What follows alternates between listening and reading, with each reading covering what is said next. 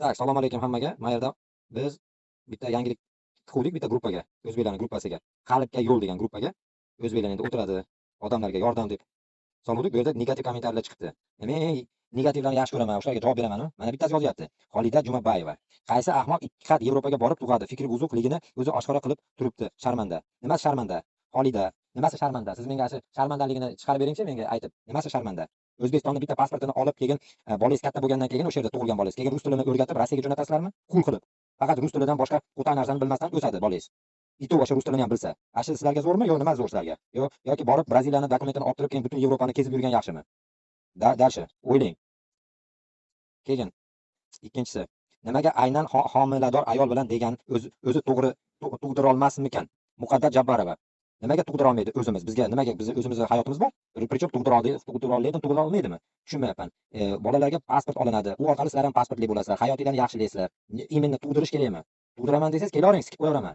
Problema yo'q. Muqaddasga javob bu. Dalshi, Dilrabo Hamrayeva.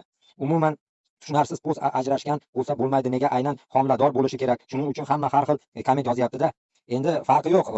Если siz svobodniy bo'lgan bo'lsangiz, homilador bo'lmagan bo'lsangiz, beremenniy qilib qo'yamiz, problema yo'q. Yozavering uni ham. O'sha yerga borib homilador bo'lsa bo'lmaydimi? Bo'ladi, guli, bo'ladi. Urib qo'yaramiz kelsangiz. Farqi yo'q. Kimdir yozibdi. Erga tegmoqchimisiz? Mana ko'rdingiz, sizga yaxshi yozishyapti yana. Taklifmi bu? Kelaverasiz, urib qo'yaramiz. Dalshi nima? Aznura Miron. Kallengizni ushamang. Keragi yo'q. Keyin yana qayerda nima qolib ketyapti bu yerda? Всё, mana shu kommentariyalarmi? Chunki men hammasini ko'rmayapman. Mana nima yozibdi? Astagfirulloh, inshaalloh. Nima senda astagfirulloh, men tushunmadim.